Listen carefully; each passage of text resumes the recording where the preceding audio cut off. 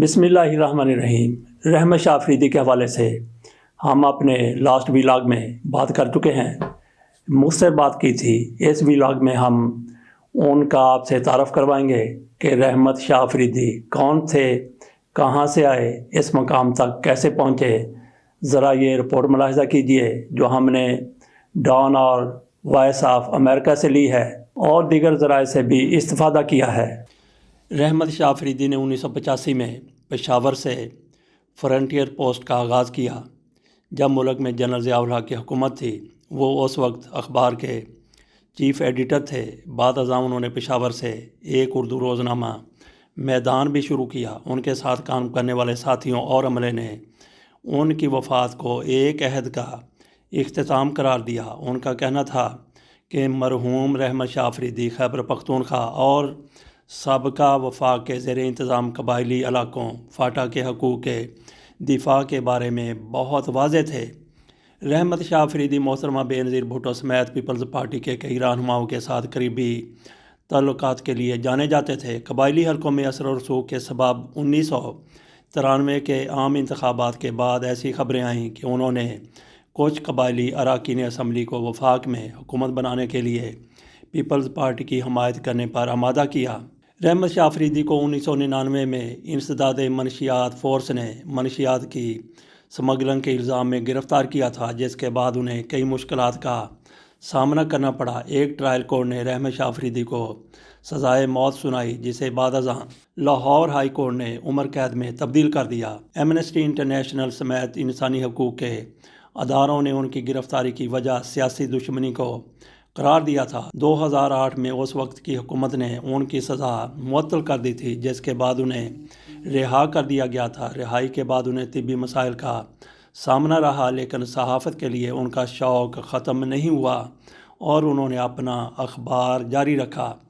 رحمت شاہ افریدی کے ورکر کارکن ان کو لالا یعنی بڑا بھائی کہہ کر پکارا کرتے تھے۔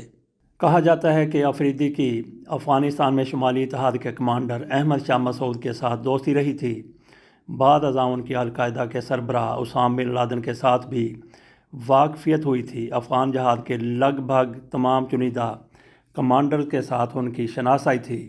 رحمت شاہ افریدی کا یہ دعویٰ رہا ہے کہ سابق وزیر اعظم نواز شریف نے 1989 میں بے نظیر بھٹو کی حکومت گرانے کے لیے اسامہ بن لادن سے 27 کروڑ روپے حاصل کیے تھے۔ سابق وزیر اعظم نواز شریف اور ان کی جماعت اس الزام کی تردید کرتی رہی ہے۔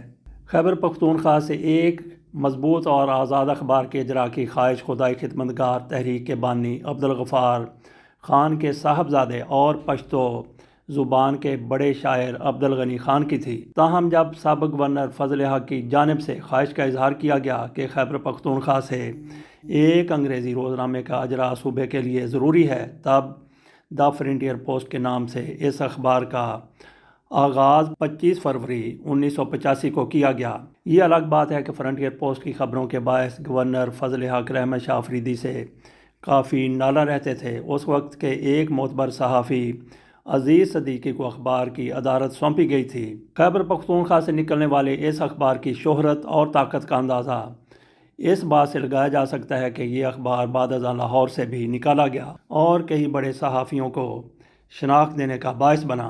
رحمت شاہ افریدی نہ صرف یہ کہ ایک اخبار نکال رہے تھے، بلکہ فرنٹیئر پبلیکیشنز کی جانب سے 150 سے زائد کتابیں بھی شائع کی گئیں۔ 90 کی دہائی کے آخری برسوں میں جب ملک میں مسلم لیگ نون کی حکومت تھی تو دا فرنٹیئر پوسٹ پر شدید دباؤ تھا۔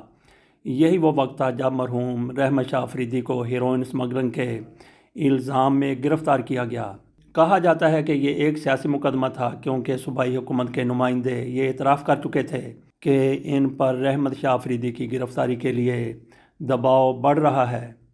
رحمت شاہ افریدی 9 سال تک قید میں رہے، جس کی وجہ سے ان کا دارہ بھی بحران کا شکار ہوا اور وہ خود بھی قید کے اثرات سے مکمل طور پر باہر نہیں نکل پائے۔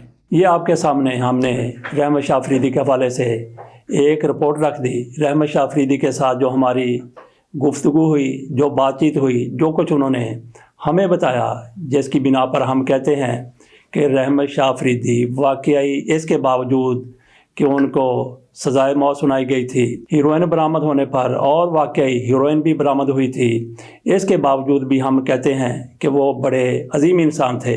کیسے تھے اس کے لیے ہماری اگلی ویڈیو ملاحظہ کیجیے۔ اجازت دیجیے، اللہ حافظ۔